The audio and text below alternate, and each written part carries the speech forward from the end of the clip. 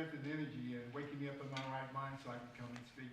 So I have a PowerPoint for you to go over some highlights of things, but I need you to engage. I want you to participate because, I'll be here this morning, but I may not address the questions that are on your mind, and I want to give you time to ask the questions that you may not get a chance to ask at another date and time. So, I really want you to engage. Will y'all engage with me? Yes, sir. Can I get an amen? Amen. All right, just want to check. For those of you who are not aware, I pastored, worked in pastoral ministry for about 20 years. Before that, I was a Marine, both enlisted and an officer, so what's called a Mustang, a couple of deployments. Hoorah, did I get a hoorah over here? Well, that's all right. You serve, that's all right. You serve, you see the world, and then God moves and changes your life. And I want to just talk just a little bit before I get into this, so you kind of know where I'm coming from. And that, I got a chance to see a lot of the world. I tell people that during my time in the Marine Corps, I've seen some of the worst and some of the best of human beings. In my time as a pastor, I've seen some of the worst and some of the best of human beings, both here and abroad, because I've always been engaged in mission. Some years ago, almost 20 years ago now, I made a point to a commitment to do at least 2 weeks abroad doing mission work every year, and I've tried to be faithful to that because I believe we owe a duty to give back and to serve those who are not able to help themselves, and then also to learn from those who we sometimes dismiss as not being able to help themselves. So, with all that being said, as we talk about addiction and changes in the community and how substance uses affects the community and our environment, our families, our children, I want you to just keep in the back of your mind that, while the data is here and the numbers are here and some of the numbers have already been called out, that your practice and the people who you work with are real people. And the clients who you serve are real people. And so, from a Christian perspective, how do we serve them? And how do we keep them whole? How do we carry out the mission of our personal practice, whether it's in dentistry or whether it's in medicine, and still be true to our faith?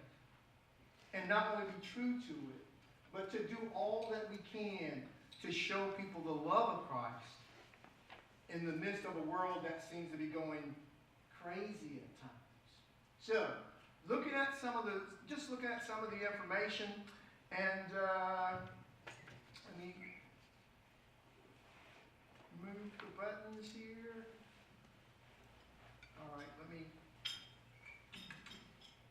there we go.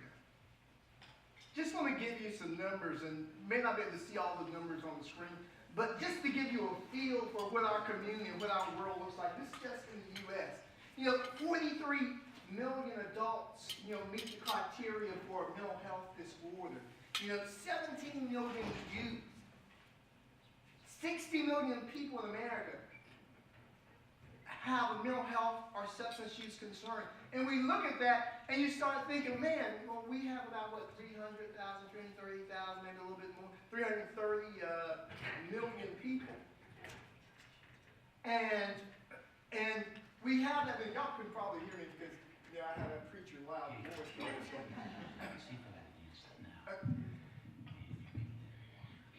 Okay. Preachers like to walk, so we're going to fix them up.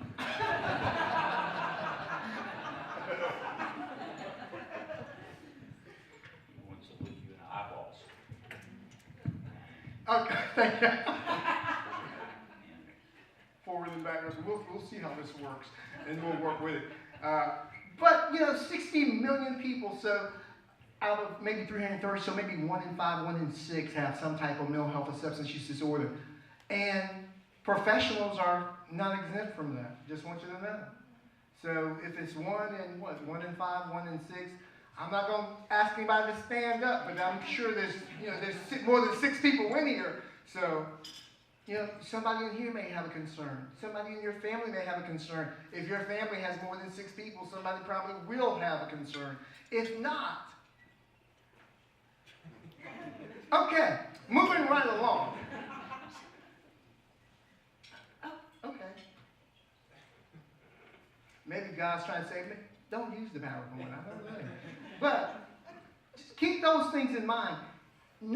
60 million people, 9.6 million people are walking around every day with suicidal ideation.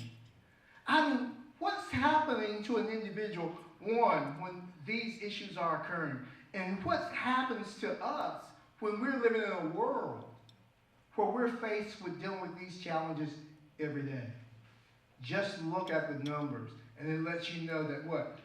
There are some serious concerns in regards to mental health and addiction in the country. All right.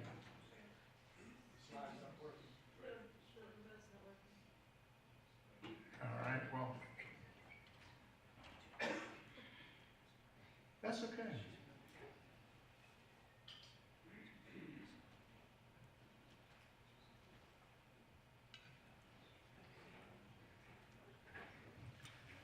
All right, substance use is on the rise. So we not only have the issue, but we've got problems that are going on and they're continuing to grow.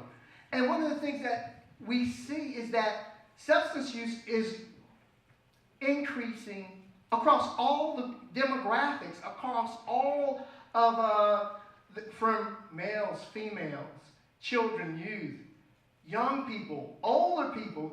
You know, some of the people who were, smoking pot in the 60s, back in the 60s, are now smoking pot at 60.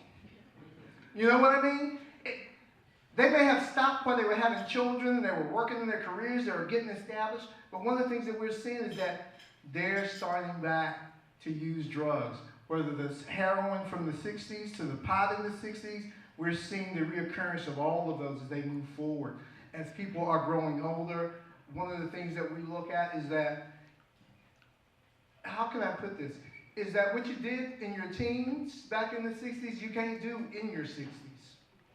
Because we're seeing the rate of overdose and at hospitals, in doctor's offices, in morgues with people who are 60 plus, trying to do the same habits or the same amount of drugs they were doing in their teens and in their 20s.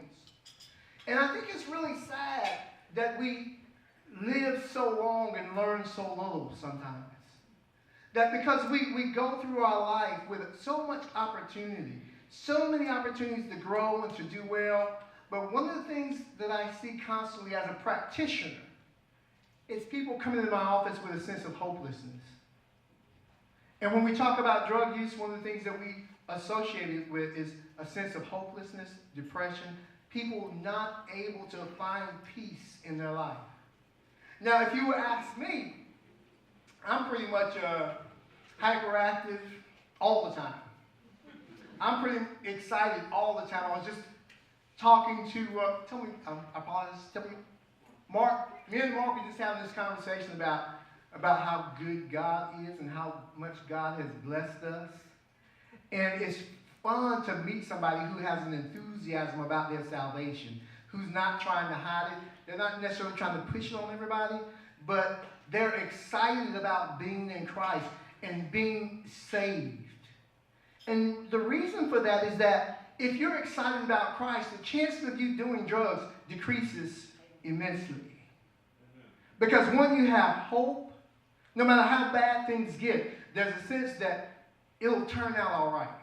So I'm just going to hold out. You never have to deal with the issue of, I won't say you don't have to deal with depression, but there's always a sense that, you know what?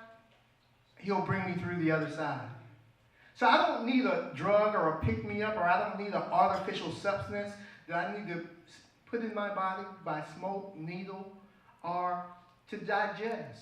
And those things make a big difference. All right, I'm not going to preach, let me move on. Just want to hit this. In 2014, the National Institute of Drug Abuse reported an estimate 24.6 million Americans the age of 12 had used illicit drugs in the last month. That's an increase. We're seeing more and more people begin to use drugs at an earlier age.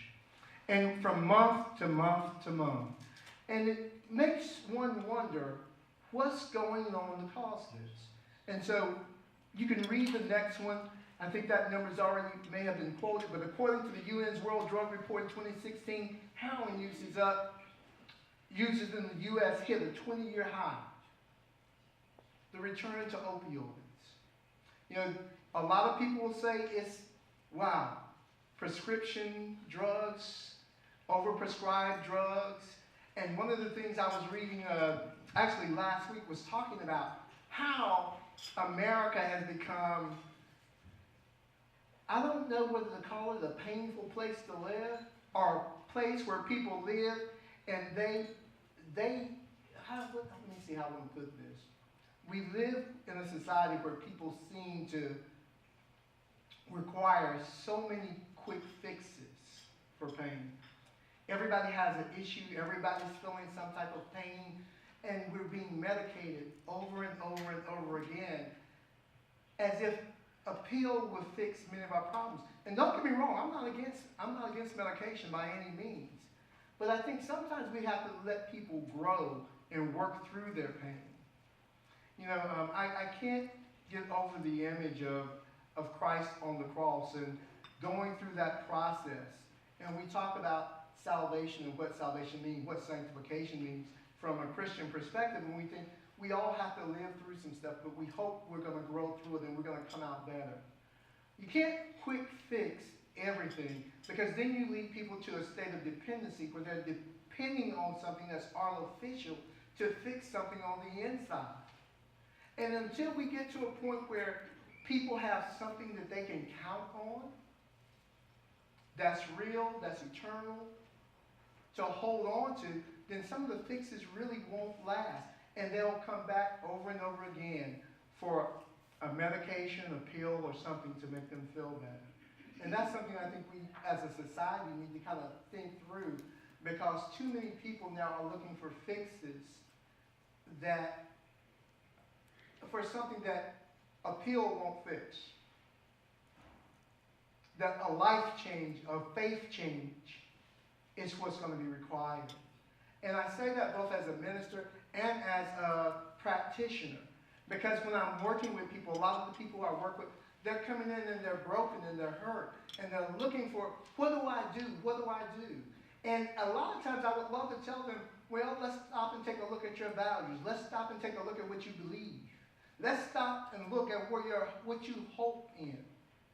And a lot of times people are not able to communicate that. They haven't been taught how to communicate that. They haven't been led in a discussion on how to communicate their hopes and their dreams. And they're looking. And you know what? When I can't find something, they can't find something, what we find in our communities is people will pick up a drink as a solution to a problem, not realizing that the drink is only going to make the problem worse. It will not only make your problem worse, it will create a new problem if you drink long enough. So, as we move through, just keep some of those things in mind. And let me see. The next one. I mentioned earlier about the changing demographics. And so stop me if you have a question. Don't let me just go on and on, because preachers can talk for themselves and they can talk a long time, because we do it every Sunday. So I want you to engage, because y'all said y'all are going to participate. Look at the demographics and just take a look. Women are females. The National Council of Alcoholism and Drug Dependence reports women are the fastest growing demographics of alcohol and drug use in the United States.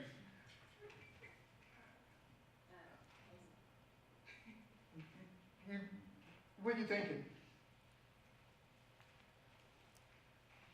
What do y'all think about that? I think that it's just because society is hitting so hard with females right now, and they are just competing themselves among each other, comparing with men. Anybody else? Sure. They're often confused about their roles or just feeling insecure in general. Well, And so they're often driven by some ideal that they've got to look just beautiful, they've got to work really hard and be highly successful and do all these different things, and it just becomes impossible.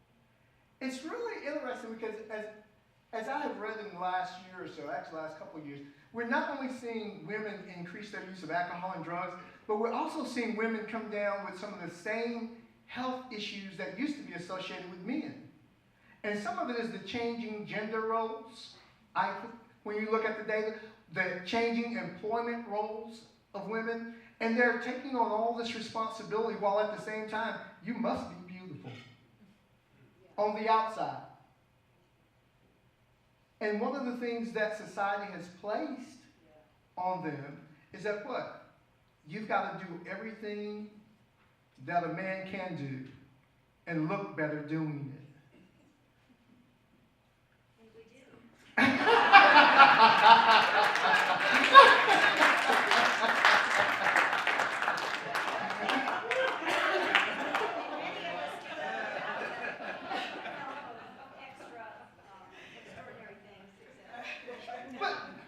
But it does, but it does create a challenge for a lot of people.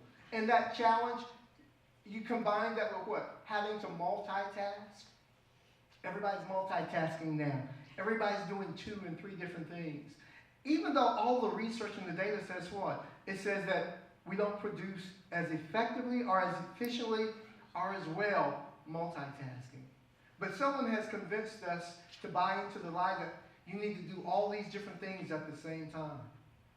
And I think one of the things that we have to stop and do is we have to just pause and say, hey, look, in the midst of running from A to B to C to D to E and all throughout the alphabet, when am I taking time for self-care? When am I taking time? Let me put it this way. When's the last time you had a Sabbath? You know what Sabbath is? Does anybody know what Sabbath is? What is it? What's a Sabbath? A day of rest. When's the last time you had a real day of rest? You're smiling a lot over there like you haven't had one in a moment. Sure. Do it every Sunday. Every Sunday. Take a nap. If you can. Now, I'm not even going to ask how many of y'all go to church every Sunday or go to a place of worship every Sunday, but how many of you actually take a day off every week to just stop? Not to catch up on work, not to do something else, not to run errands, but to stop and pause and reflect about how far you have come and how you got there and who brought you there. To recenter yourself in your life, in your life's purpose, in your faith. These are the things that help prevent substance use. Once you get on a treadmill like the hamster and you're just running in circles, you get to a point where you burn out, you're too tired to make choices or too tired to make wise choices. And then you start looking for something either to keep you going or something to slow you down. And so we have to think about our choices. And then let me just move on a little bit because it's not just the females who are increasing. Wealthy children. We used to think money brought happiness. And then we started making money and realizing that while we thought we were doing better, and some of us are doing better, some of our kids are not handling that well. We look in our families and we look and we see that our children, not only our children, but wealthy children, children who are from affluent families. Surveys indicate more disposable income. They have more money. They have less parental supervision. And the pressure to succeed becomes too much. And we find them slipping into drug use. And we're seeing more and more alcoholism among the affluent. More and more cocaine use, marijuana use. Seeing the opioids to a certain degree, but a lot of the opioids are coming from parents' cabinets in affluent families where somebody has a prescription. And I'll never forget, this was some years ago. I had a client come into my office who had a prescription for an opiate. It was for 12 months. Yeah. It was, and I was like, this was several years ago, probably about 7, 8 years ago. And I thought, that's way too long to have a prescription for an opiate. You're going to be so addicted after a year with no follow-up that you're going to have major problems. I can't count the number of people who I have worked with who became addicted to opiates because of long-term prescription that were just year after year after year. Some of them maybe for good cause. But at the end, there was no, there was no downgrading of the prescription or the medication or the level. And so a person just drops off the end, and what do? It's something we have to think about. But anyway, baby boomers, I already mentioned, 45 to 64 has increased 11-fold. I mean, 45 to 64, children out of the house, perhaps, gone to college. Parents are there alone, maybe a good relationship, maybe a bad relationship. Who knows what happens in the home of empty nesters? The one thing we do know is that age group, their substance use has increased dramatically. And not only the substance use, but the amount of individuals in that age group who are dying from drug overdoses. And we look at the signs and it doesn't look like it's going to get any better. Why? Because the CDC estimates that 5.7 million people over the age of 50 will need addiction treatment by 2020. Those are real numbers, and you can't help but think, what drives us to this point? What brings us to this point? Sure, go ahead. I'm just going to say one thing that you haven't mentioned, and I think social media plays a huge piece in this, at least for the first two categories of women and wealthy children. There's a tremendous amount of pressure to have this perfect lifestyle that's sort of curated on all these social media platforms, and when the kids and the women are comparing themselves to what they see on there, they become depressed, they become anxious, and they start self-medicating. That's a problem we're having big time in pediatrics. I mean, we're having to put kids on antidepressants and anti-anxiety medicine every day because of this. I agree. Because we have a culture that promotes low self-esteem. And the way to fix low self-esteem is to buy somebody else's product that will make you feel better. I'm amazed at, y'all know who Kim Kardashian is? Who doesn't know who Kim Kardashian is? All right. Okay. You may want, who said they don't know? All right. And the only reason I say that is because I can't turn my computer on without a Kardashian popping up on my browser. I don't necessarily want to know everything going on at the Kardashian household. And I definitely don't want to know 24/7. But I can't seem to turn it off. And once again, I'm going to step down so that, just for a moment, and I'll go back up. Thank you. Now, I'm going to come back up. I call this stepping out of my box. So y'all know this is just Robert Horne speaking here and not part of the official presentation.